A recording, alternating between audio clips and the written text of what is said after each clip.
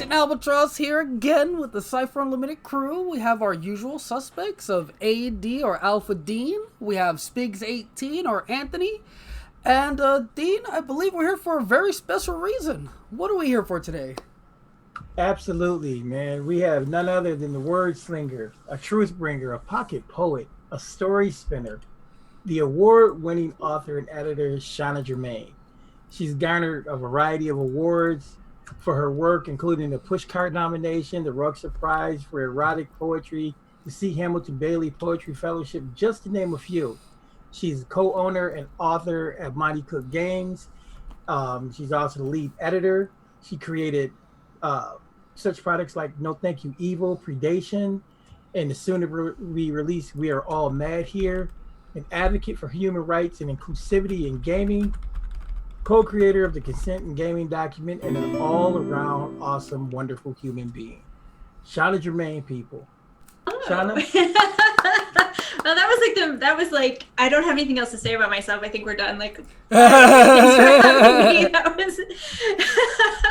was amazing. Hi, I'm so excited to be here. For those of you who don't know me, I'm all the things that were just listed most of the time, and I create games. I write novels. I'm the co-owner of Monte Games. I love these humans who are here sharing their evening with me, yeah, we're going to talk about some cool things. I can't wait.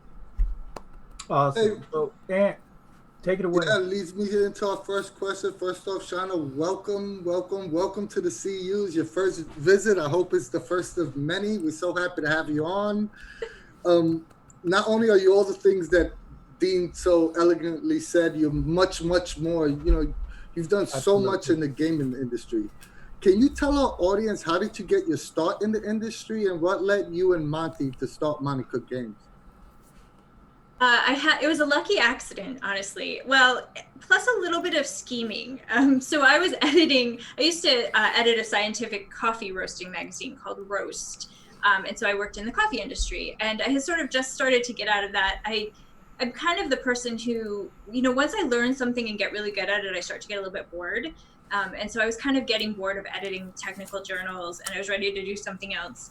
And Monte and I were talking, and he said, you know, I'm gonna make this little game. I don't know if anybody's gonna like it, but it's something I'm really passionate about, and I'm gonna try to kickstart it. You know, do you want to help me with it? You know, I know you have editing experience. I was like, yeah, that sounds like super fun. And I was ready to do something kind of small and like this little creative project with this person that I thought was really creative and smart. And then we did a Kickstarter and ended up with like a $500,000 Kickstarter, and we had no idea what to do at that point. We were like, what is happening here? And so we realized that we didn't know how to ship or make, or like we knew how to do the design and the editing of the game, but we didn't know how to do any of that other stuff. And so we had this really in-depth conversation of like, are we, you know, that lasted about a week. Are we going to start a company? Because if you start a company, you hire people and you have to make sure that you're doing all the right things. You've got to give them health insurance. Like, can we afford that? This is a long-term thing. And sort of had that discussion. And then in the end, we decided, that we really wanted to do it. We wanted to give it a shot. We thought that we saw that RPGs were going to be sustainable going forward. They were becoming more popular again. And so it was really very much a like, this sounds like a little fun project. Holy shit, what is happening? Which I feel like is sort of indicative of a lot of my life. and so that's how I got, before that I was a big World of Warcraft and EQ2 player. And I was writing for the World of Warcraft official magazine and some other digital gaming magazines. And so I had done some work in the gaming field, but it wasn't as a designer until I started working at Luminara. Nice. Awesome stuff. Wow. Did you know that Luminara was going to be so groundbreaking after the Kickstarter? No, I mean, like, so much of that, you know, Monte had built this legacy of game design, right? And it had been a while, so people, I think, were really excited to see him make a new thing. But I really thought it was going to be kind of like a small company. Even at that point, I thought we were going to have maybe 3 or 4 people, which is kind of where we started. I thought we were going to just keep making a small amount of books and make a living wage for the couple people that we had hired.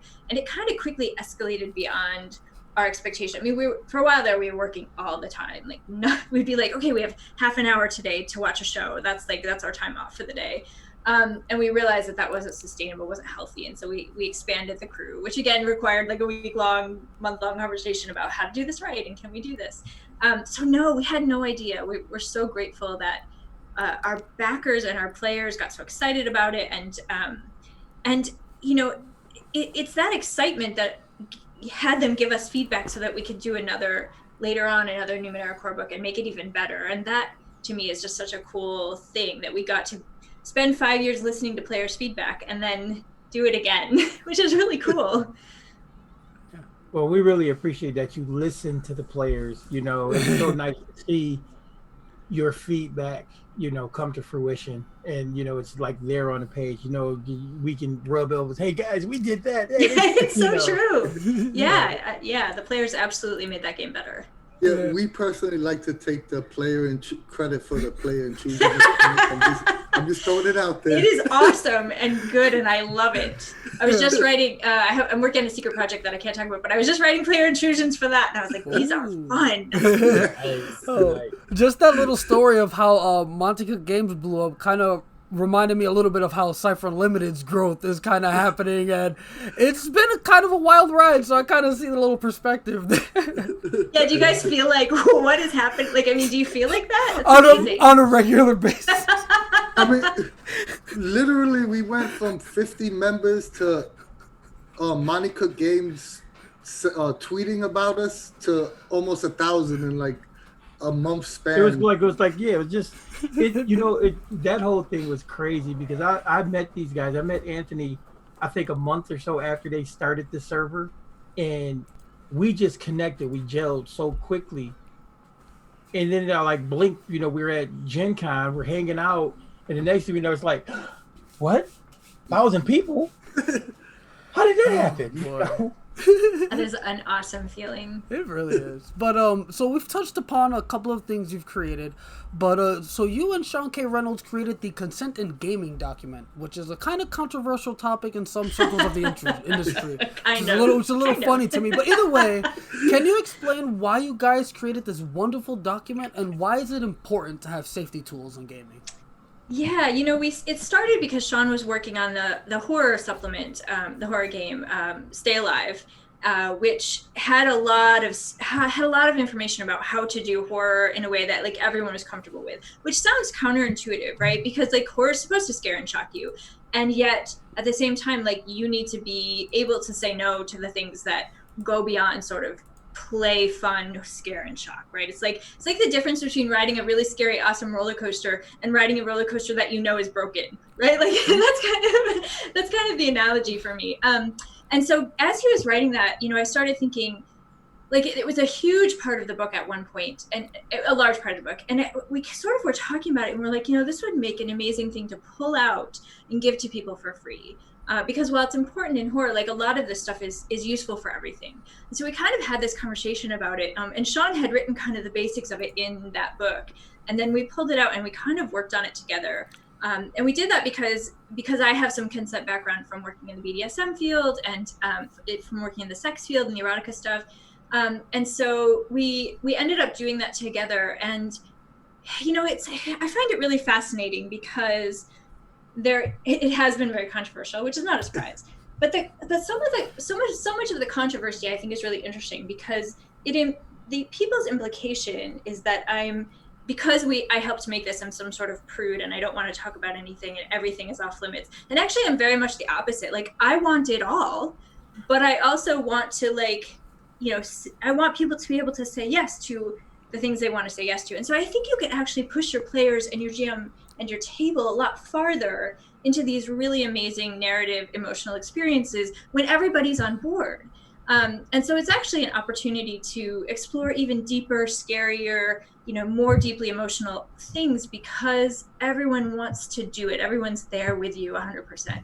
And so I think that that's an interesting misconception about people who care about consent, right? Is that, oh, we're squeamish and we don't like any of it, and that's actually not true. We just want to be able to say yes enthusiastically to the things that we want to explore, and that's really important.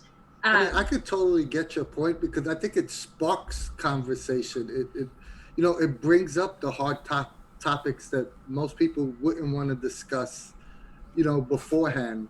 So it's actually the whole. I never understood the argument against the document because there was nowhere in the document that said, "I'm putting a gun to your head. You have to fill out this form." Right. And that seems to have been like the common, straw man argument of, you can't control my game. I don't consent to this document. Exactly. It's like, you're proving my point, right? Like, if you don't consent to this document, you believe in consent. Like, it's, and I mean, I wish I could explain that to people, right? Because I don't want to make fun of people who have that kind of reaction, because it's fear, right? It's fear-based, and underneath all the sort of bluster and all that other stuff, I think that there's a lot of like, we all react badly when we're sort of backed into a corner. And so I wish I could say to those people, like, just listen to me for 5 minutes. Let's talk about consent and what that means and why we have all these issues talking about things that are actually deeply important to us. Because I think if you just bring people's guards down, maybe I'm overly optimistic, but I think if you can just bring people's guards down and give them a safe space to talk about things, so much progress can be made, right? And that's sort of what the consent document is designed to do, because we can't go out in the world and be like, hey, have a 5-minute conversation with me about, the things that you're afraid of. It's funny you even bring it up, because that consent document is so cool. I actually simplified it, and it's funny because I like, for the kids, the grandkids and stuff, I run No Thank You Evil.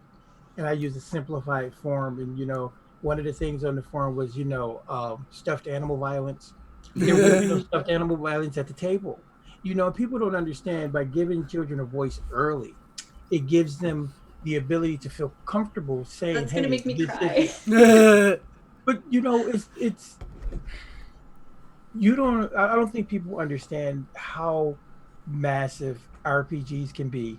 And the fact that they've been made accessible from the youngest to the oldest, and that we have these tools in place, that you're actually bridging the gap. You're actually making a lot of difference, because, with the state of the world today, with the things that we're dealing with today, you have the little kids, it's crazy. My 8-year-old granddaughter asked me, she goes, is it okay for me to say, I don't like this?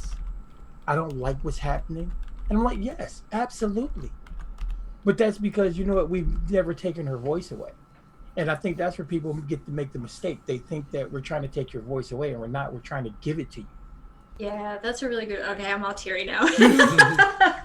That is such a beautiful story. Oh man. Yeah, okay. I'm all right. I don't think you've even told us about that. At least not me. You could have warned me, guys. Actually, it just happened.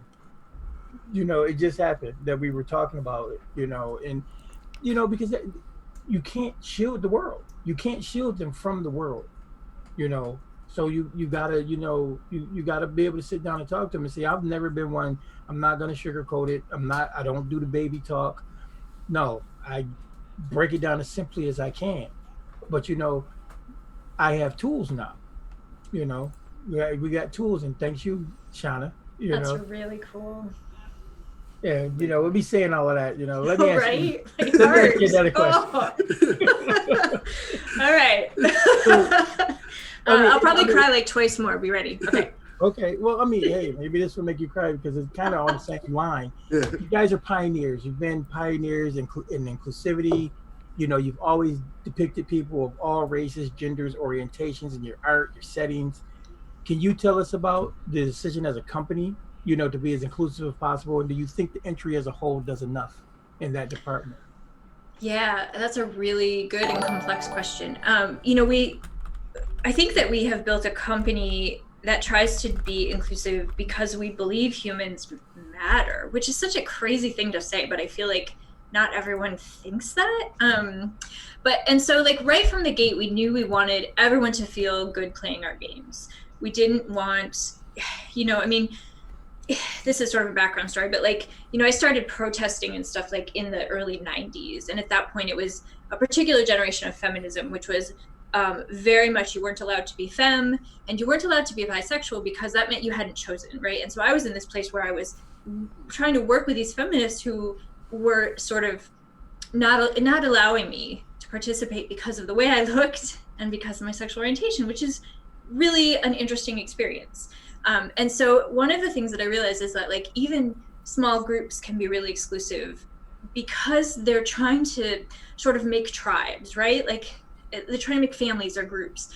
And so like that's sort of where my activism started, with me being on the outside of an activism that was really important to me, and I had to figure out what that meant to me. And so I've always sort of been an active proponent of like, let's stop creating division and figure out like how we can work together. So I think right out of the gate as a company, like we all came with that kind, like a similar belief, different experiences.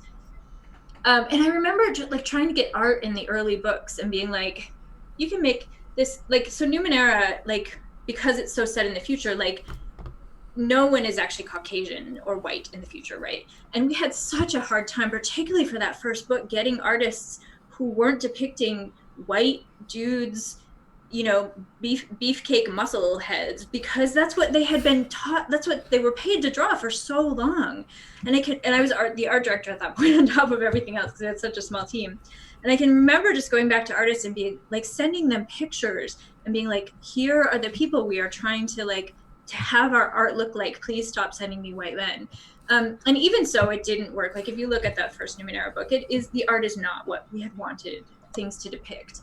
But at some point, we had to put the book out, right? Because we'd made a promise to backers, and so we were really struggling with that space. But we also wanted, even in that first book, characters who were gay, and characters who were asexual, and characters, you know, who didn't look sort of like the norm of what you expect a specific gender to look like, and just all the stuff that we could do. And I think that in the last, well, I think we started in 2011. So in the last 8 or 9 years, we have gotten much better at it. We've made some errors along the way, but I think that's what happens when you're an ally. You keep pushing the envelope, and sometimes you fuck up. But for the most part, I think we have continued to get better and better. We have this great diverse team that I love, and we have really honed our artists to give us art that is actually really inclusive. We're still finding it harder to get different. Like I was trying to get someone in a wheelchair for something, and like was having a hard time getting the artist to like understand that it wasn't just like a cool wheelchair that you like rode around in when you wanted to, but this was actually a depiction of diversity. And it was very difficult, but that happens sometimes. Is it enough? It's never enough. Like, holy crap, we would love to do more and more things. We did an internship this past year that was fantastic with Dominique Dickey, and they wrote an adventure for us, which we asked them who they wanted to donate the money to, and they said Black Lives Matter. And so we have this fantastic adventure that came out of an internship, their first product that they designed, and then we got to donate the money to somewhere that really mattered to the designer and matters to us as a company. So that was really cool. You know, I feel like we are always looking for ways to figure out how to be better at what we do. And, you know, one of the ways that we do that is by making sure that our employees know that they can take time off whenever they want, because we have an open time policy, which means that if they want to take time to go to the protests, they're absolutely supported. If they want to take time just to have a relaxing day because the world is on fire, they're absolutely supported. So we do a lot, like as part of our team to support that, and as a part of our products, we donate a lot. I think lately we've been just sort of listening to what people of color are saying really helps, and sort of trying to figure out what our next step is in that space. Unfortunately, we're not a company with like a ton of money to spend. And so one of the questions we're asking is like, how do we support in other active, positive ways? Was there another question there? I'm sorry, I feel like I just rambled a lot. No, that was excellent. First of all, Shanna, thank you. I know, she's making me tear up now. Look at my face. This is why they don't. No. They're like, no, you write books, don't talk. No, this is great. Because it's something that I'm extremely passionate about. This is, I got sons, I got daughters. The whole thing is scary to us. So yeah, but as far as the follow-up portion, do you think the industry as a whole does enough? The industry. In this department? I guess I feel like the answer is still like is enough even a thing? Is it even a possibility? Because like there's so far to go, and there's like so much institutionalized stuff, and there's so much like ingrained. And I feel like sometimes I have these weird moments of dichotomy where, you know, you spend time with people who are kind of working for progress and working to make change and who've, you know, grown and improved and are listening. And then there are people who clearly like set their beliefs like 20 years ago and haven't learned anything new, haven't changed their beliefs, haven't and in fact have maybe doubled down on some of the beliefs that aren't great. And so there's this weird dichotomy, I think probably in all industries, but of course, you know, this is the one I know, where like there's all this progress over here, and then it's almost like it's being undone on the other side of it. And you know, I'm a firm believer in education and communication, and there's a part of me that really sometimes engages with that side, because I do believe in creating a safe space allows people to grow and change. And I do believe people can grow and change. But there's also a place where you're like, okay, you have tripled down on this thing. You're not going to grow and change. And you're just going to have to like fade out of the industry at some point. So no, I don't think it's enough. I mean, like, boy, and I don't even know what that looks like, that kind of overhaul, which I think is a general question we're asking right now. What does an overhaul look like where, you know, we're dismantling beliefs and systems and just all kinds of things that we've all lived under for so long that we don't even see them. So I think we have a long way to go, and I think it would be nice to see us move forward in parallel with the world in general, like, but I don't know what that looks like. I am looking forward to seeing. Before we go on, before our next question, just want to tell you, we got a couple of people in chat. Cyan01 said, "Girl, preach." And our stock too said the Native American strange recursion was a great example of doing it wrong and then 100% doing it right. You know, so and I can speak to that. You know, being part Native American myself, you know, I really appreciated the fact that you guys didn't make excuses or anything like that. It was literally, oh wait, we're sorry, we didn't mean to offend. Hold on, let's do something. So, you know, I have to give credit where credit is due. That a really fantastic couple and program, Native Radio, kind of took us under their wings and really helped us get through that. Like, they were fantastic, and like we learned, like I learned so much. Like, I went on their radio program and like listened for like an hour to all the things that they had to say, and it was some of the most enlightening.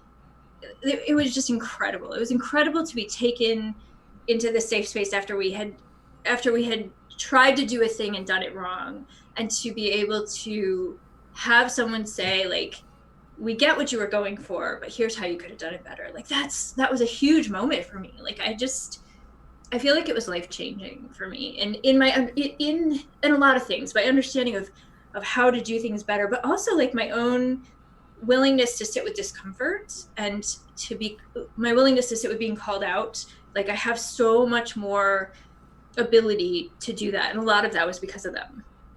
Well, kudos to you guys, because that made so much of a difference. The fact that you were willing to take that criticism, the fact that you were willing to do something about it, that's heroic in and of itself, because so many people become defensive. They throw up a wall.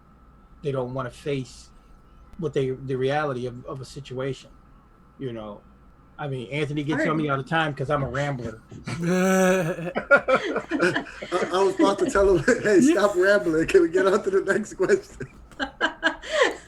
Oh boy. That leads us to our next question. You know, I do pretty much all the research when we have guests on, and you know, I was super excited to do research on Shanna, so I realized, come on, you have too many jobs and too many hats. I kind of bid on more than I could choose. You know, to be honest, there was so many. Like you narrowed it down to 10 questions, but we could have easily wrote 30 questions. You know, you're probably one of the busiest people in the industry. You know, you own your own gaming company. You're an editor, game designer, acclaimed author. You know, advocate for social issues. You know, a defender of LGBTQ community, an avid Animal Crossing player. Yes, I learned that as well. And of course, you're a motivation for so many people who are trying to get into creative fields. What is your most passionate job or hat that you hold? And is it sometimes overwhelming to have so many responsibilities? These are such good questions. My most passionate job is, that's a hard one. So can I pick two? I think that's okay. Wait. We'll allow it. I feel like I'm failing my own quiz here. So one of them is fiction. I love fiction deeply. And it's weird to pick fiction over game design because I also love game design deeply. But fiction is like telling stories. However I do that, sometimes that's via game design, sometimes that's in novels and stuff. It's really, it feels like my heart. Like that's the best way I can describe it. It is the thing that makes me whole. It's the thing that I live for. It is why I am here, is to tell stories and make fiction and to hopefully change the world through that process. I feel very much like I'm a little bit of like a rogue in terms of that. Like I don't like to hit people over the head with the message, but like if I have this person who's reading this great book that they love and there's a transgender character in there and it's sort of on the sly and they don't even notice it enough to get their sort of red flags up, then I have succeeded in introducing something wonderful to their lives, right? And so, and there are authors who totally do it differently, and I love them. They're fantastic. But I feel like I'm a little bit sneaky in that introduction to things that people often just put up their hands and their stop sign and won't go there. So that's kind of my heart. The thing that I wanted to do since I was like 6 is write fiction, tell stories. My other thing is a little bit more complicated, but it has to do with, I guess it's kind of tied into that, right? Which is always growing. Like that's, and it's tied into the job thing because, like I mentioned earlier, if I've done a thing to the point where I'm doing it by rote, I'm bored and I'm stagnant and I'm not learning anymore. And that's a bad place for me personally. I start to get a little depressed. I feel like I'm not being productive. I start to question what my purpose is. And so I have found that by changing jobs or moving into new places, it keeps me passionate. It keeps me feeling like I'm learning and growing and doing things. And so that's, they kind of work together. That's part of the reason I've had so many hats is because I like the challenge. I like to grow. And I don't do good creative work if I'm bored. So I try to move into something else before I start feeling bored. No, nice. Definitely a good answer. It's awesome hearing about like your passion for all this stuff, which brings me to my next question. And no offense to like Bruce or Sean or all the other guys at MCG, but you're easily my favorite author at Monte Games.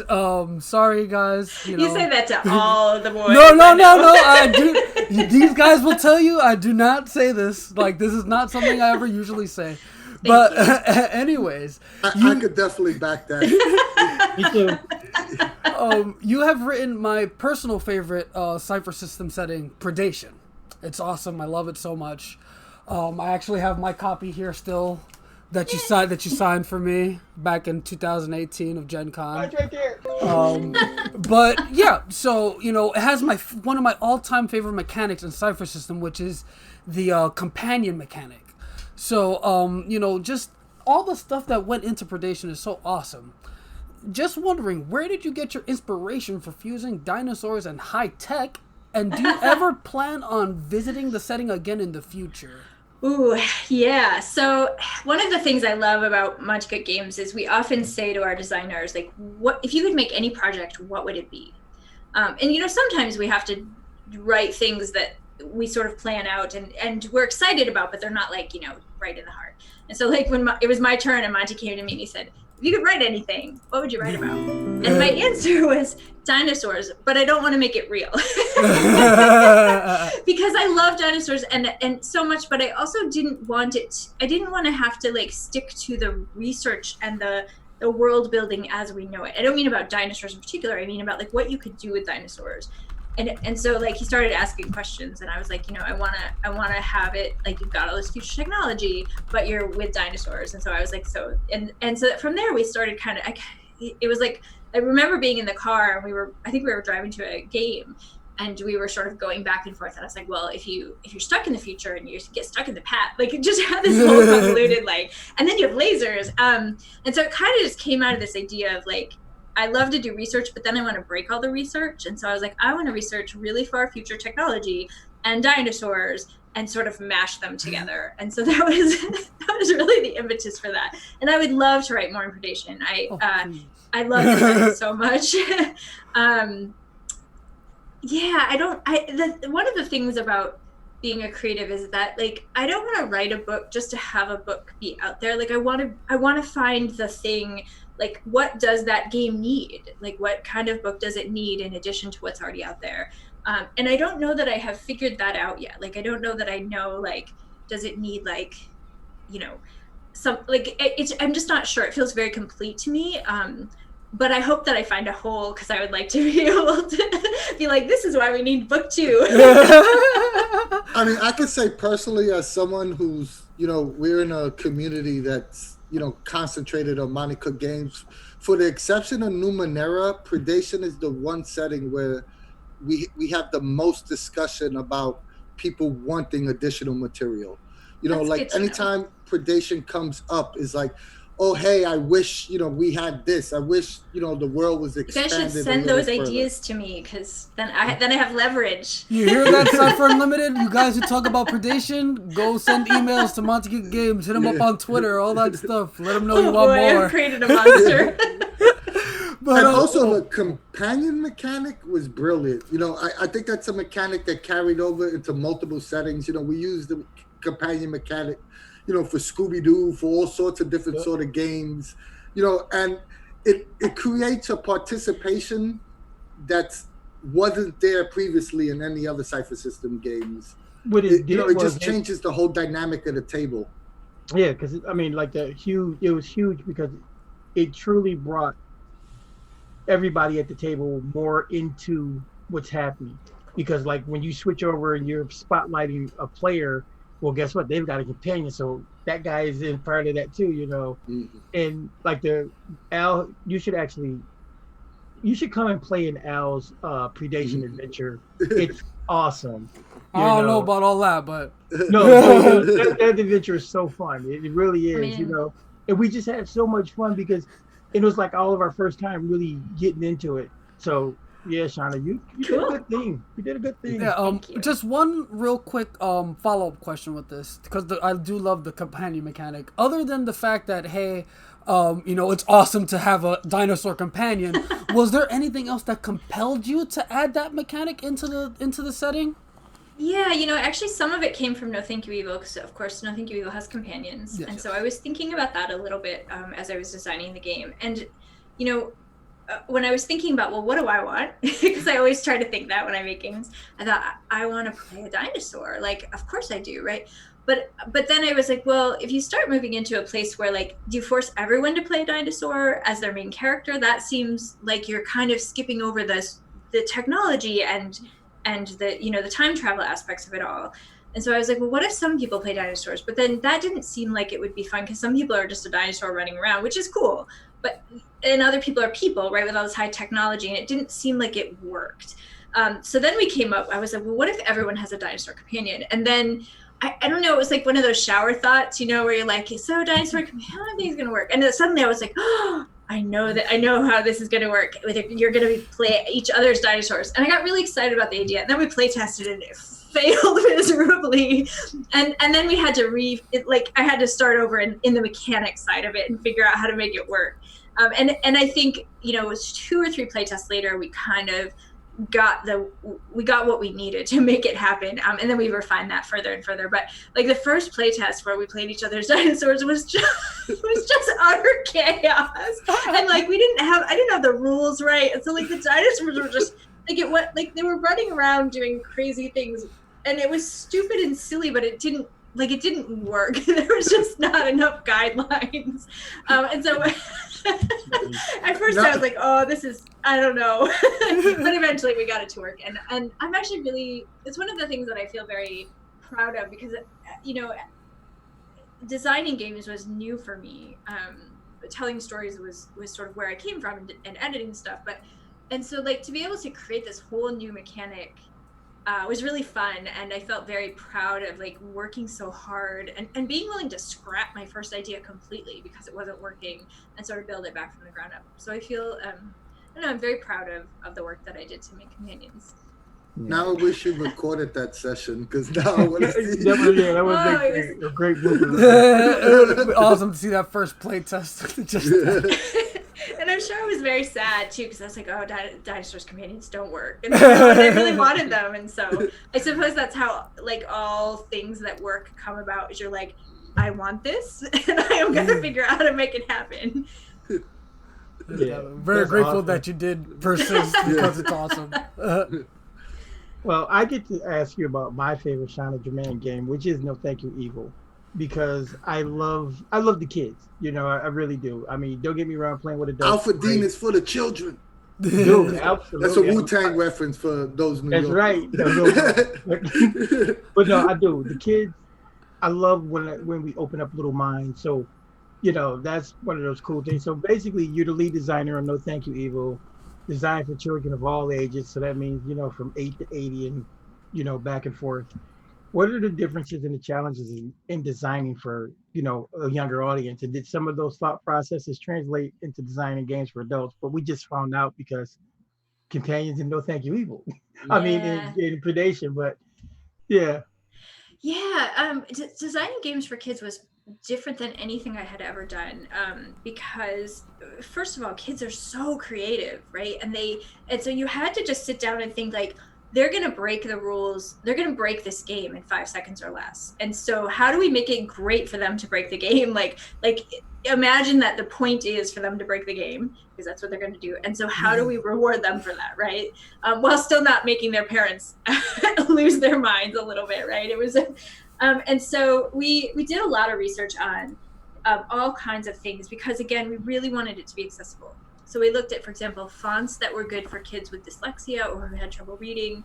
We looked at how high can numbers go for kids like as young as 4 and 5 without it seeming tedious. How do we do away with math? We made the tokens so that they were a certain kind of tactile that isn't bad for kids who have tactile concerns. Like some kids can't handle rough edges. And so we looked at various sizes of dice, like what's good for small hands, what's good for readability. So we did and then when it came to the rules, we wanted kids to be able to play their way. So if someone was nonverbal, we wanted for them to have a way to act out their actions or draw their actions, or whatever it was for them that gave them a way to interact with the game, even if they weren't able to communicate using words or chose not to. Kids who had mobility issues, we wanted them to be able to sit and draw or write or sing or do it or talk or whatever they wanted to do and still feel like they were really part of the game. So that was a lot of, it was just a lot of research into what we know about, kids on the autism spectrum, and how do we make them feel, accepted and welcome and engaged and rewarded for however they choose to play. And that's kind of an impossible task. And I know that, with anything you create, it's not 100% perfect, but we did our best. Like just fonts for kids with dyslexia, like the research is completely contradictory. It's like, this one's good. No, this one's bad. No, here we made this font that's just specifically for dyslexic kids. And then other people were like, no, my kid can't read that at all. And so, and we also did colors so that kids who are colorblind would be able to tell the symbols and the shapes. So we just kind of tried to do our best to, if the wall is this high, we tried to bring it down this far for everything that we could think of. And then, and then make those part of the rules so that it was easy for parents, particularly parents who are who already have kids of a bunch of different ages that they're trying to bring to the table, can make it easy for every kid to get their sort of spotlight, right? Because that's a really hard thing for a parent to do no matter what's happening. And so we wanted to kind of put that into the rules as well. And of course, we made the art as diverse as we could. We wanted kids to be able to see themselves in the images. We have kids with prosthetics. We have lots of kids who are gender neutral. We've just got all kinds of art, because I think that even kids, who can't read, they embody the things that they see, right? And so if they see themselves on the page, they can play themselves, right? They can play their friends that have, that look like that. And so it was kind of an all around, I feel like we just tried to bring the bar, maybe not the bar, we tried to bring the hurdles down as much as we could.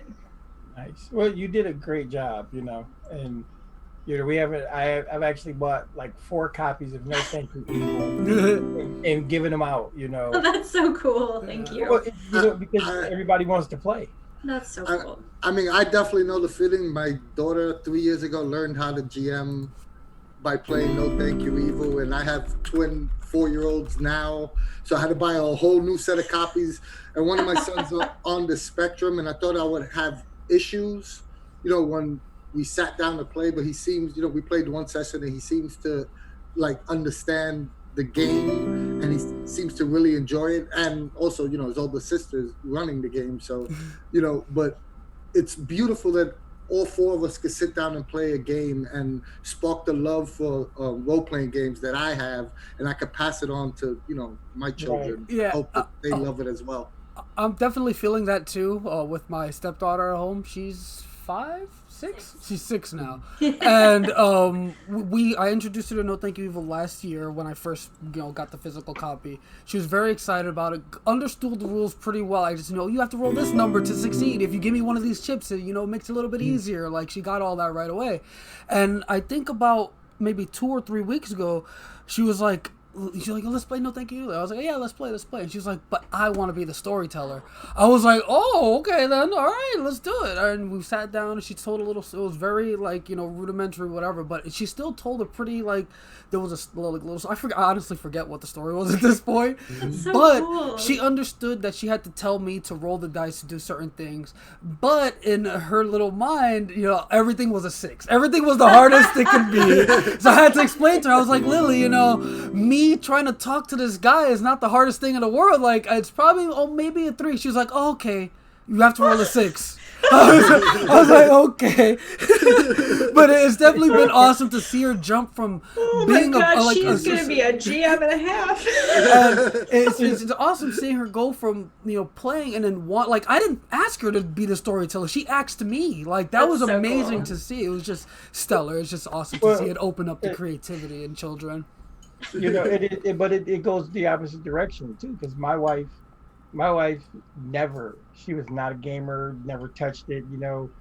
All she ever knew was the horror stories about Dungeons and Dragons. But now she a No Thank You Evil storyteller. We get together with the grandkids. We tell great stories. And it's a blast. Now her daughter, her daughter's 31, but her daughter's like that. That's a hey, Grandpa, you want to bring that game over? So I had to buy them a set and send it over there, so I don't have to always transport mine. She's like, I got to go run the game, or we got to go run the game. It is just one of those things that's so awesome. And I have a reoccurring. It's Captain Snooty Booty, Rudy Tooty, Willy Dilly Nilly Millie, really Waka Cool. That's the captain, and his boat is called the Snot Lick Rider, and the kids love this guy. Is Snooty Booty coming today? So. Oh my goodness! I love that so much. We're gonna make Shanna cry twice in one show. We gotta put a cry counter in the corner. Okay. I'll move it on so we don't get a show full of tears. You have a new setting book coming out, which we all super excited for. it's about fairy tales and mental disabilities, if I'm correct. Mental health, mental illness, mental yeah. health, yes. It's called We All Mad Here, and it should be released soon. Can you tell us a little bit about this game? And Yes. are you using traditional Eurocentric fairy tales, or would you be pulling tales from multiple regions of the world? That is a very good question. So the book itself is about half or 2/3 fairy tale gaming, kind of like Stars of Fire and Stay Alive are, so where you've got all that information on the front. And I pulled from all kinds of fairy tales. And there's sections on it's been a while. I wrote it. It's improving now. I told you wear too many hats. So there's sections on all different elements of fairy tales. So like fairy tales are interesting because they typically have this happy ever after ending, right? And so you've got like a one shot, and then what do your characters do? And so there's conversations about like, how do you make a fairy tale adventure? What does that look like? How do you take motifs that are common in fairy tales and bring them into your other genres? So you can have a fairy tale sci-fi crossover, or you can have a fairy tale horror crossover. There's stuff about problematic elements in fairy tales, because there's a lot of those, including the fact that a lot of them are very, sort of Eurocentric. And not great to anyone else. And so there's also the consent checklist and stuff in the back. And then there's sections on like creating really great fairy tale characters. There's a whole character creation section with all, if you want to play Alice in Wonderland, what do you use to build that? If you want to play Geppetto from the Pinocchio, what do you use to build that? And so there's all kinds of like things to walk you through. There's a whole section a couple of sections for the GM on like, how do you tell fairy tale stories? And like, because I think that fairy tales are there, for example, fairy tale characters tend to be kind of flat. They don't do a lot. They experience a lot. Like Alice in Wonderland, for example, like falls down the rabbit hole and then kind of experiences a bunch of things. But in the traditional story, she doesn't take a lot of action. So how do you create a character that's a fairy tale character but not make them passive? How do you get them to take action? Where do you pick up their story? That's interesting. So that the whole front is all that kind of stuff. And then there's a whole section on creatures and characters, and they're kind of interesting. So they're divided. It's a little different than how we've done other things. So there's like the archetype of the queen, and they get stats. And then under that, there's specific queens, like the queen of your heart, or these other queens. The same with like witch. There's a general archetype of witch, but then there's Baba Yaga, because Baba Yaga is very different than sort of the archetype of the witch. And Glinda. Sorry? I said then Glinda, the good witch. Yes, and there's a good witch option, right? Like, so we wanted to explore the idea that fairy tales have a lot of archetypes, but under that, there's all these specific queens and witches, enchanters, stuff like that. And then the back of the book is called The Heartlands. And this is where we talk specifically about fairy tales and mental illness. Because fairy tales actually have a lot of mental illness kind of wrapped into them, but at a time when we didn't really understand what it was, right? And so the witch who goes off to herself might just be like, might have social anxiety, this witch that lives by herself in the woods, right? And so there's a lot of really interesting ideas of mental illness that are sort of portrayed negatively in fairy tales. And we wanted to sort of break that apart and talk about like, how do you play a character in particular who's been touched by mental illness, the way that we talk about it. And I think the idea came about because like so many people that, like I struggle with various depression and all kinds of other things, social anxiety, and, I'm a huge introvert. And so like all those things sometimes come together in like a really bad way, right? I mean, that's what we all live with, we're all touched by some kind of mental illness, whether it's our own or someone we love. And so we wanted to say, if you create a character who's been touched by mental illness, maybe someone who's grieving the loss of a loved one, maybe someone who, actually lives with a mental illness, like how do you play that character in a way that's, right, by which I mean respectful, and we didn't want to gamify it, and we didn't want to make it like you're curing mental illness, right? Because those of us who live with it know that that's not how it freaking works, right? You just manage it. And so we wanted it to be a thing where whatever you are touched by gives you both difficult spaces, and it gives you the kind of power, right? I think that, I know for me, like someone with depression, like getting out of bed is like a superpower of mine sometimes, right? And it's because I've learned how to manage that. So, for example, you could have a focus that is befriends the black dog, which basically means that you have depression and you live with depression. And in this fairy tale book, it takes the form of a black dog who is a comfort, but also can be a detriment, right? And so we wanted it to be this really complex experience. And we talk a lot about how to do that right, where to learn, how to GM it properly, all those kinds of really tricky, touchy spaces, again, that I think we just don't talk about enough. The numbers of people who live with mental illness are so high, and we don't talk about them. And I think the goal is to bring it to the table in a respectful way and to make it so that people can talk about it.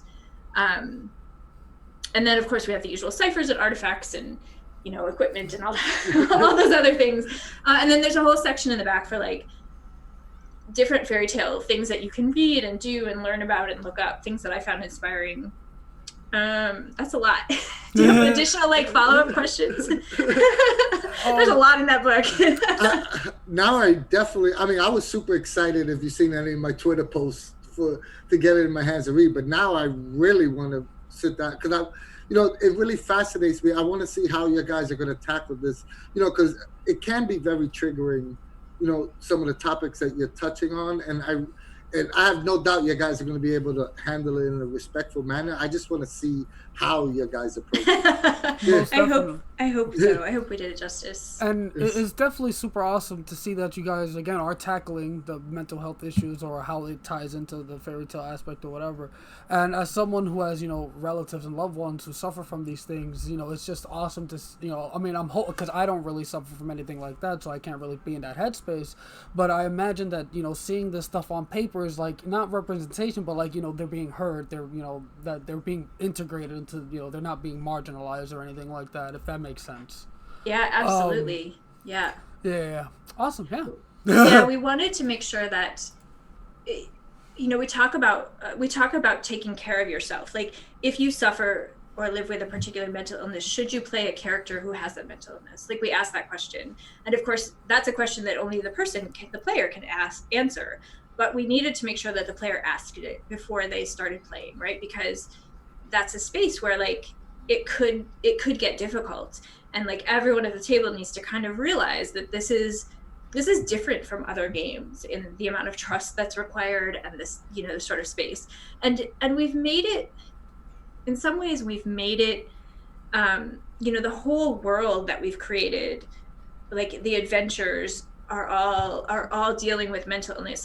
Like one of the adventures, it had some it's sort of an insomnia theme.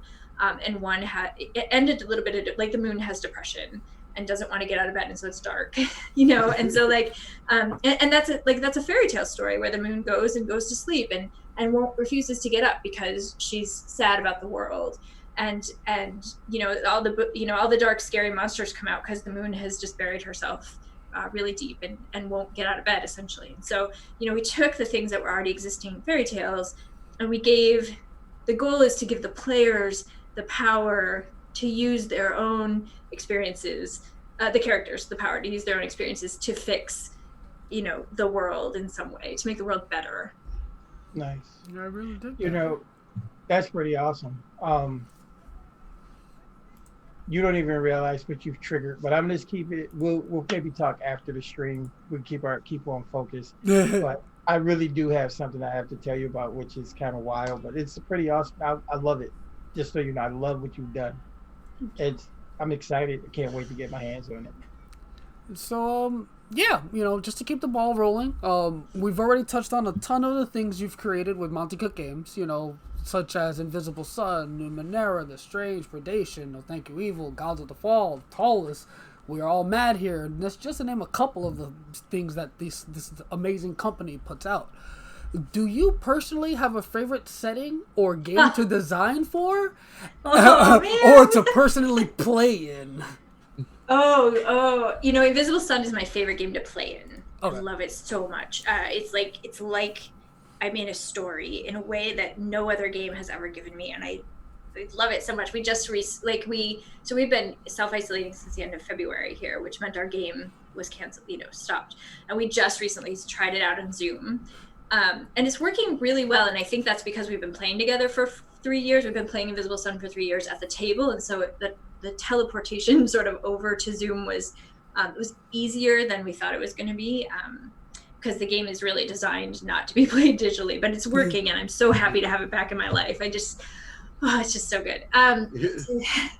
I really like making stuff up, and so my favorite game to design is the one I haven't made up yet, which sounds like a cop-out answer, but it's true. Like, I love that moment of research and discovery, and like the blank page was just waiting for me to like screw it all up. But I haven't yet. I haven't screwed it up yet, right? I haven't written a word, and it's still perfect in my mind.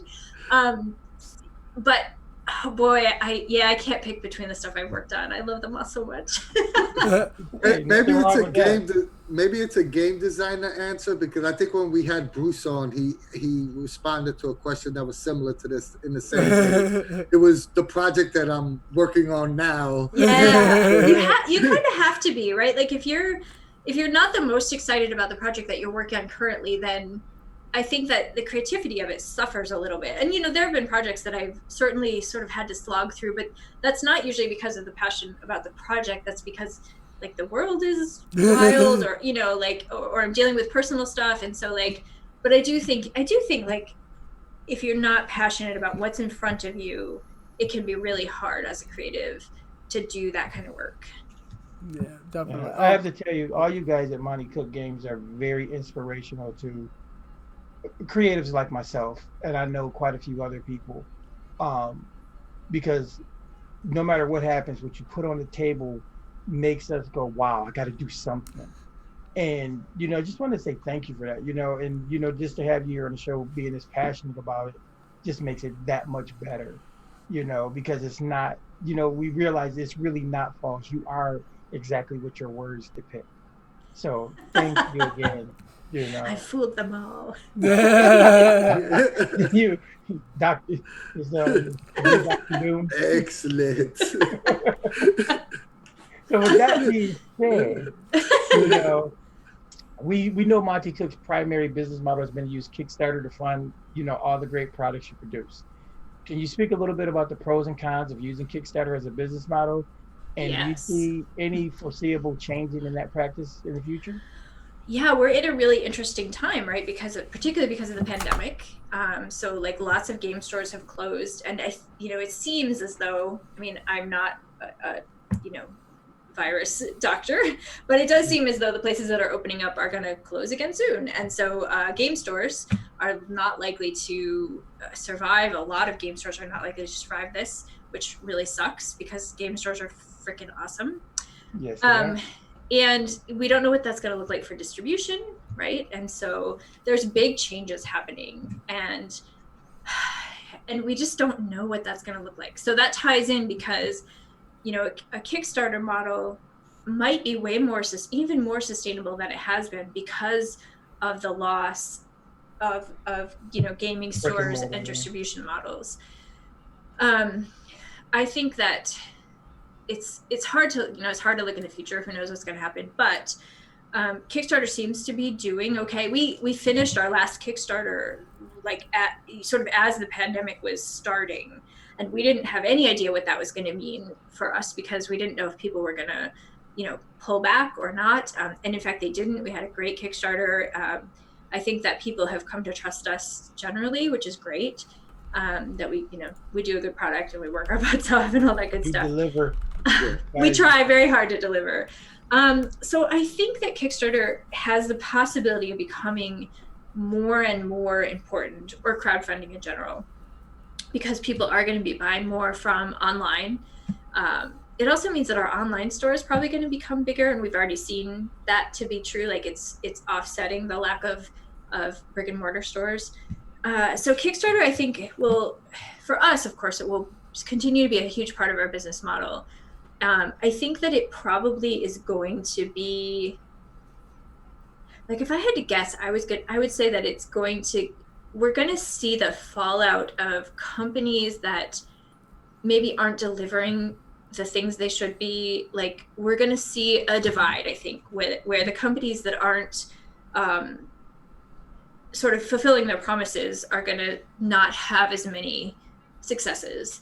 And that's across all industries. I'm not particularly calling out the game industry. And so I think that the companies that do continue to do what they've promised, or as close as they can to what they've promised, will continue to use Kickstarter and do it well. Kickstarter is so complicated. I feel like I'm trying not to go too deep, like, because we do a lot of like Kickstarter analysis and like, you know, all that kind of stuff. And it's really fascinating, but it's probably not that interesting for most people unless you're trying to run one. So I do think it will continue to be a good, at least for us, it will continue to be a good source. I know that we are we usually have a summit every year for the team. And of course, this year we're going to have it online instead of in person, which sucks, but it's better than nothing. And we'll be talking about our next Kickstarter. So can I come to the summit? Can I come? One day. Can we come and record the summit? You know, you would find it more boring than you think, I bet. We spend a lot of time like down in the weeds, like nitty gritty, like. I would love to see that stuff, quite honestly. As someone who backed every Kickstarter, for the exception of the original Luminara Kickstarter, you guys go above and beyond what you promised. Not only do you give all the stretch goals, and you know, you create way more books than the initial Kickstarter.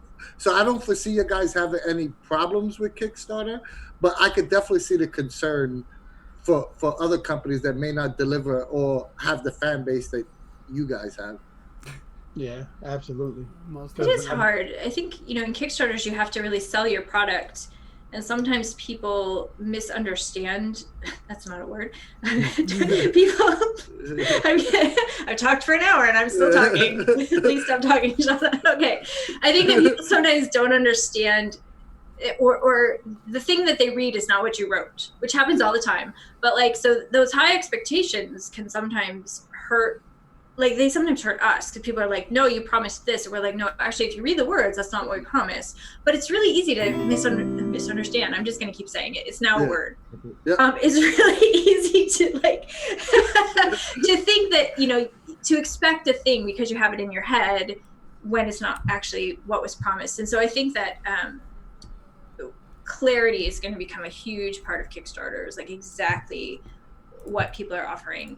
And I do want to say, like, to talk about what you were just talking about, thank you for seeing that, because we do a lot of extra, we try to do all these kinds of extra things, like, here's a thing we're really excited about that we didn't promise, but we want to do it anyway because it's cool and awesome. And I think it's nice to have those things be seen. That actually means a lot to me. Yeah, absolutely. And we can talk about that in spades with Tolis. Tolis is on Kickstarter. Yeah, this book is big. Yeah. Oh, we're super excited for Tolis. Thick book. I mean, but we say that about every Kickstarter, so it's sort of like, oh, I'm super excited for this, and then there's another Kickstarter. Oh, I'm really excited for this. Enthusiasm is awesome. I love it. Voices of the Data Sphere is the bomb. Isn't it cool? I didn't even really work on it, and I love it anyway. I see so many possibilities for that book. It is really cool. They did such a neat job. Yeah, it can be used. It can be used not just for Numenera, and that's what I love about it. So cross-referencing, if you will. Cool.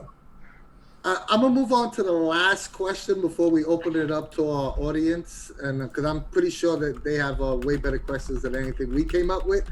But I snuck in two questions in this one question because. First off, I want to know if you have any more Numenera fiction books like Poison Eater or Nightclave coming out. Poison Eater is one of my favorite books of all time, by the way. Thank you. Well, Tomorrow's Bones is out. I don't know if you have seen that one. 2 copies. And I know that, so Monte's working on a novella from the last Kickstarter. But I don't actually have any Numenera fiction coming out, although I do have some fiction coming out. I can't talk about. I was about to say, Shanna, did you put down one of those hats? Like, what's going on here? But my last question is, what can we look forward in the future for Shanna Germain and Monte Cook Games? Hi, Terry. So Oh, the timing is so bad because I have, like I said, we're planning our next Kickstarter, and it's really exciting, and I can't say anything about it. And I'm also working on a super secret project that is also Cypher system and super secret.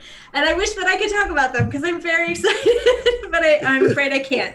Wait. Everybody watching the stream, mute it. All right, now tell us. Only NDAs worked like that. We will I only sign. told 5 people. We'll sign the NDA. We'll sign it. Hey guys, we gotta say hi to Tammy, our personal favorite MCG. Hey Tammy. Yeah, but Jess is out there too. Hey Jess. Yeah, just some quick hellos to everybody. Thank you all for stopping by. You know, it's been a fantastic conversation, but I think we're gonna open it up to now questions from the audience. Yes. So let's go ahead and go with the first question I see asked here. It was from Irregardless. I'm not sure if that's Rob or Char, but I think that's Char. Can we get more virtual tabletop support and things to buy on Roll20? Boy, you guys are asking a lot of questions that I would really like to answer. We are definitely, that is something that's at the top of our conversation list right now because of our situation. So generally, I'm going to say yes. The specifics, I don't think we have any specifics nailed down that I can say yes. But yes, we're definitely thinking a lot about how to help facilitate online stuff because so many of our players have moved totally online. And of course we want to support everyone's health. So we don't want them to like, I can't stand not gaming. I'm going to go sit around the table with a bunch of people because that would be a bad idea. So yes, we are definitely thinking about how to better support online stuff. Awesome. So we got another, you want to read another one? Rob McD says, what are some things an unknown writer can do to get noticed by MCG? Well, flowers and chocolate. No, I'm just there's already a bribe out there with cookies. Someone's bribing you with cookies already. So I think that question is asking about things like employment and that kind of stuff. And so I'm going to tackle it from that side. But I'm going to, like, if I'm wrong, I'll also tackle it from another side. So we don't actually use freelancers at MCG. We do have as I talked about earlier, we have an internship program where we guide people through designing and stuff like that. We don't use freelancers because we don't use freelance designers because we really believe passionately in like this creative, cohesive team of people who are throwing ideas around. And I think it's really hard to do with someone who can't participate in that. And it's not fair to ask freelance designers to participate in meetings and stuff when that's not what they're being paid for. So it's kind of complicated. But and we're a really small company and it's a recession. So like getting hired by MCG is probably a thing that is years out for everyone. And I know. Even me? But that being said, like there's lots, like we have this really fantastic program on Drive-Thru where you can design stuff using our licensing system. And I love it. And it's a great way to get, like we want to support those people who are making those things. And so if you're making those things and you let us know about them, we're really happy to shout out about you. We're really happy to support that. There's lots of things we can do to help support young writers and young designers in other ways, and we're very happy to do that. Being nice is like a really great way to like get our attention, and I don't mean like fake nice. I mean just like not being a jerk. Like if you're yelling at us about a product and then you want us to hire you, like obviously that's not going to happen, but you'd be surprised at how often that is a thing. So don't do that. It's like how dare my product come to me 2 weeks late? Are you hiring? I know it's really intense. I love it so much. It's such a good thing. But you know, like we often do really great things where we talk about design and writing. So like Monte and Darcy do a split the party thing where they sit around and chat about writing and designing. And so like those kinds of opportunities are a great opportunity to just sort of see how like our design works and that kind of stuff. Running games for us is always awesome. We love our GMs so much because they're just fantastic humans and passionate, and you know, I mean, they're just wonderful. So on one hand, like we are a small company who's not hiring and probably won't be hiring, but we're also really happy to like support you in your writing career and progress. And if there's a way that we can do that, we totally want to do that. Awesome. Let me get the next. Let me get the next question. Go for it. I'm going with Eric Frankhouse, a great friend of the show, and he has a wonderful podcast because Eric Frankhouse Presents. If you get a chance, check it out. He does great stuff. But his question is, you have worked in the tabletop industry for a while and have a fantastic record for producing things with love and heart behind them. What have you had to cut from a project that you wish would have seen the light of day? That's a great question. You know,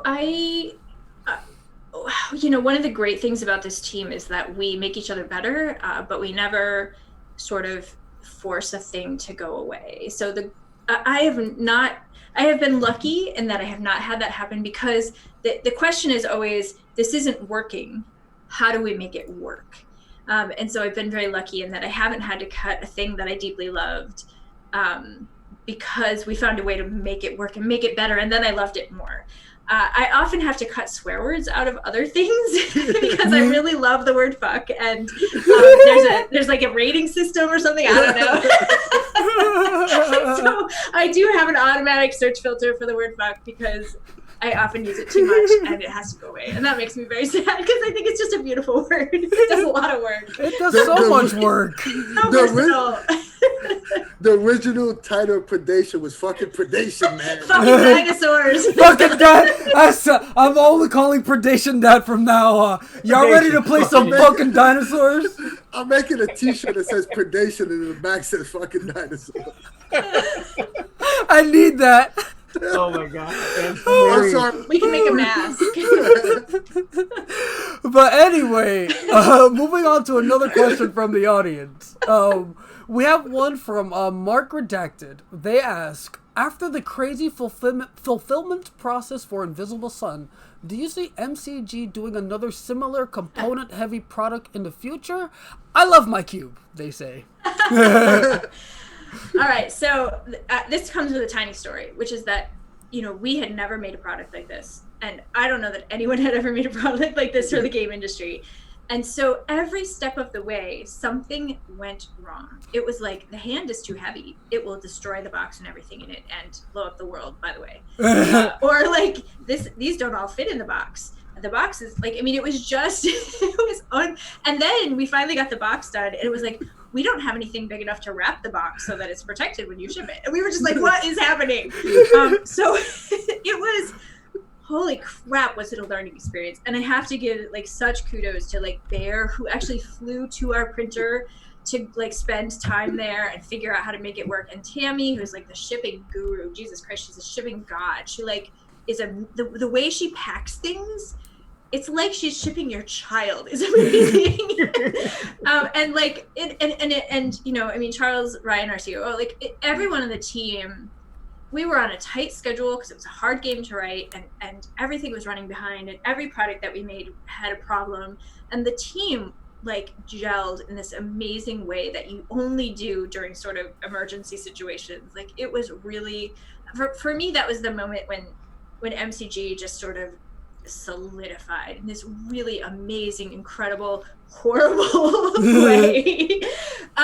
And so, I can remember having a little bit of like aftershocks from that, where like somebody would be like, well, we could do a box. I'd be like, oh, no, you're not. Like just this sort of traumatic remembrances of getting through that time, because it was really, really hard and horrible.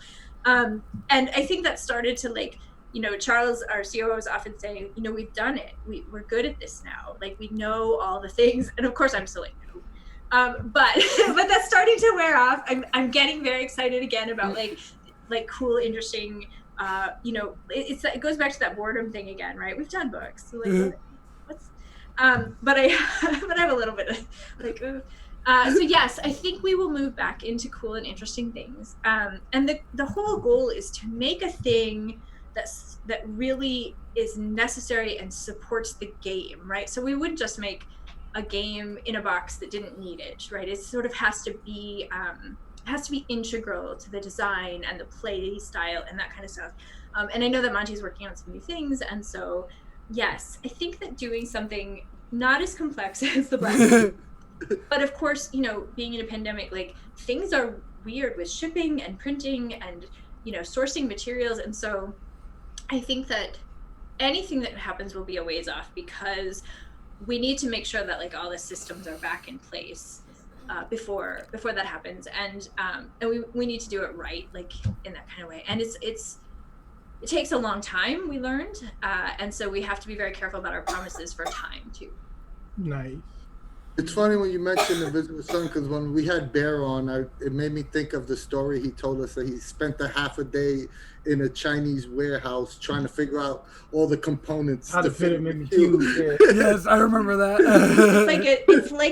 It's like the craziest puzzle that you've ever played as a kid, right? It's like, I don't even know. And he did a great job. Like, they just did a great job with it. But it's the wonderful part of like having all these creative brains who are like, oh, let's make this thing. And then the world, the actual physical world, is like, that isn't possible. What are you guys talking about? And we made it possible, and that's kind of cool. Yeah, most definitely. Looks like we got a couple more questions. Yeah. Burst of Hope says, if you could extend the life of Ant by 1 year for every 2 dice you put in your mouth at once, how many would you attempt to fit? All of them. Oh, so many. I know who that is. That's I feel Jen, like this yeah. question's a dare. Just pour the dice. Ah. You know what I would do? I would get those really tiny ones, though. Those little tiny dice. Yes, and I would like put them. Oh, all in my the mouth. tiny millimeter. Yeah, that's a good cheat. Yeah. There we go. Good answer. I would be the chipmunk of dice. I have. Oh yeah, those little dice. Yeah, I love those little dice. Yeah, but with my luck, you can it'll wear roll this down one. my throat. Yeah, and I'll choke to that's death. exactly the size I would get, and then These are wearables. and then I would probably swallow one and die. Alright, so we got one more question here from Jagos1. Hopefully I pronounced that right. They asked, if someone is uninformed about your products, what do you think would be good to start with? I think the Cypher System rulebook is the #1 book for us, because you can play any game. It's super easy. You can make any character you want.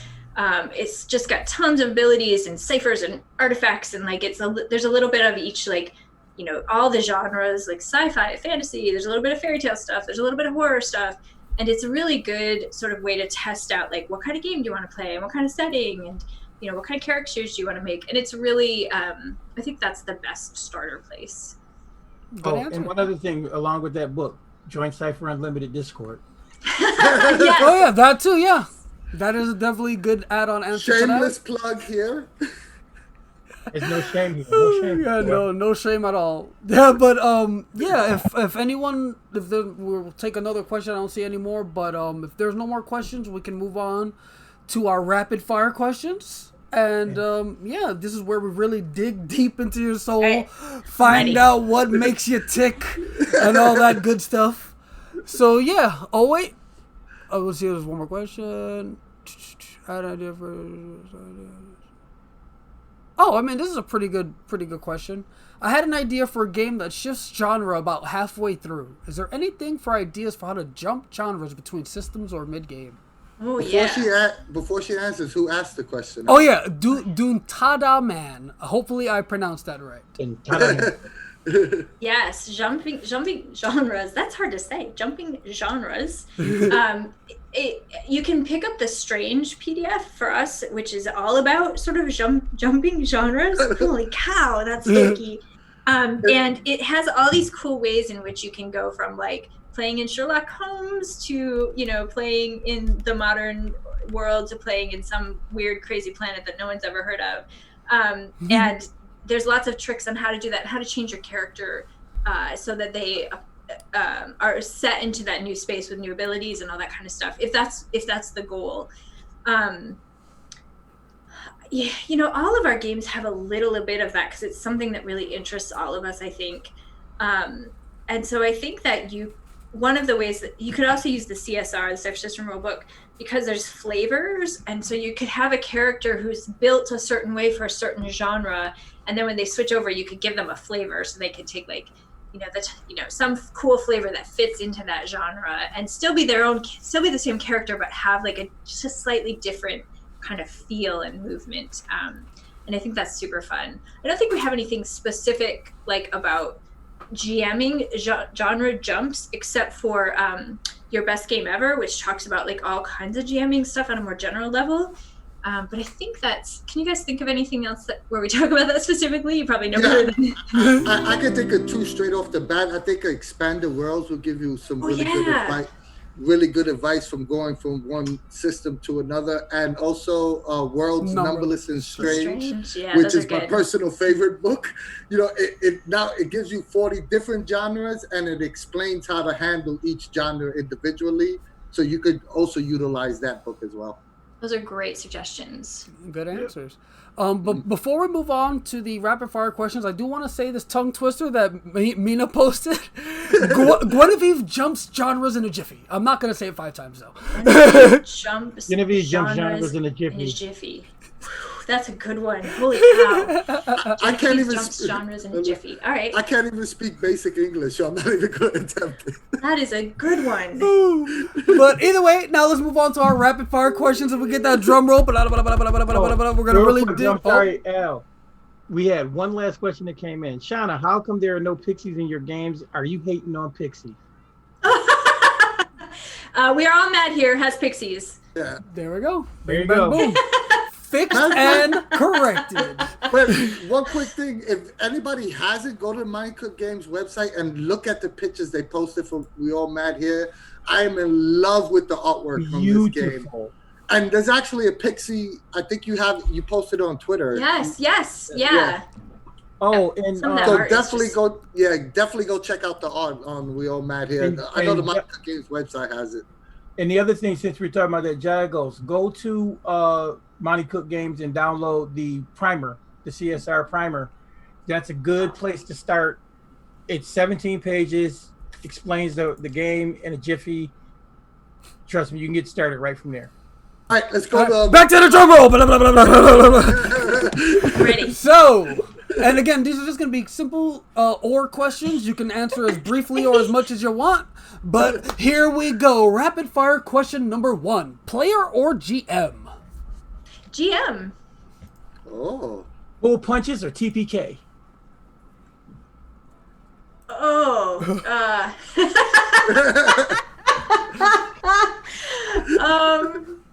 Punches. That's what I said. Full punches. That wasn't fast, was it? Okay, full punches. Online or in-person game? In person. Oh, good answer. Announce the difficulty number or keep it a secret? If they're experienced players, keep it a secret. If it's beginners, I like to announce. Salty or sweet snacks at the gaming table? Both. The combination together. Good answer. Yeah, that works. RP or combat? RP. Oh, I like combat though too. Okay, RP. I'm bad at this game. Okay, all right, I'm ready. Go. PDFs or physical books? Physical books. Same Pen and paper or digital notes? Digital notes. I have a bad memory. Pre-written adventures or original content? Make your own shit. On the fly, ideally. And yeah, that wraps up our rapid fire questions. Oh, yeah, that was fun. Survived. You guys were saying so much about like it's fine, it's easy. It's this. I was getting a little nervous. Like, it's a trap, isn't it? You thought we were going to try a math equation. Say, you got 2 seconds to solve. Okay, here's your word equation. If the trains are moving. Death Star is active. It's a trap. But yeah, this has been. Oh, actually, Dean, go ahead. Oh no, I was just gonna say, hey, it's been great. Final thoughts, guys? My final thought is easy. Shanna is a wonderful human being. She's one of my inspirations. So please follow her. Please support Monte Cook Games. I mean, it's no secret we love Monte Cook Games, but we want everyone else too. We want to get on the highest mountaintop and shout it as loud as we can. This company is not only produce great content, they're just great human beings. So please support them. Most definitely. And all I really have to say is, again, thank you so much, Shanna, for coming on. Like I said earlier, you're one of my favorites over there at Monte Games. You produce a lot of amazing stuff. I just got to show everybody what another thing you wrote for me back in 2018. It's backwards, but That was carrying during it. That was the presentation, right? Yes, after Yeah. the what is it, resilience in gaming? I forget what it was called. That was a really, But, really. yeah. I cried in that presentation. I- It all made me cry so hard. I definitely cried Whew. afterwards and during and all that. That was But amazing. yeah, thank you so much again for everything you do and for coming on and for being such an amazing person. Thanks for having me. This is glorious. And my final thought is, probably just echoing the sentiments of my two brothers here. Shanna, awesome. Thank you for coming on the show. I have my predation book over there that you signed at that Gen Con, and I'll never forget to stay because she's like, don't let the Supersaurus catch you. So, and I've actually put a Supersaurus in the game just to have fun with it. It's great. It was a companion gone wild. It was awesome. I love that. So honestly, Shanna, again, thank you. Come back. You're always welcome, on this show. I gotta beat Sean's record. that is a record I encourage you to beat. Thank you so much for having me. Thanks to everybody who came and watched. You are all wonderful humans, and I'm super happy to have spent the evening with you. This was really fun. Just to do a shameless plug, if you like Cypher Unlimited and you like what we do, you once again our shows will always be free, whether on Twitch or on YouTube, but you can support us with a little donation on Ko-fi. It allows us to pay for stuff like Zoom costs, and you could visit our Discord server, which is, I believe, the largest fan-run Cypher System Discord server. We're well over 3,100 members. We have games run daily. We have people talking about Cypher System games every day. We are very welcoming and loving community, and we'll love to have you join us. Or you could also visit our online store and pick up cool Cypher Unlimited swag like the one I'm wearing now. And please just like, share, and subscribe our stuff. The more people that subscribe to our channel, the more awareness and notoriety we get, and we get to have awesome guests like Shanna on. So if you like us and want to support us, those are many different ways you can go about doing it. Thank you again. Thank you. Yes, thank you all so much. Thank you again, Shanna. And yeah, be sure to follow us if you haven't. All that stuff that fully supports us, we really appreciate it. And yeah, we'll see you guys on Discord, and from us at the CU, we will see you later. Bye.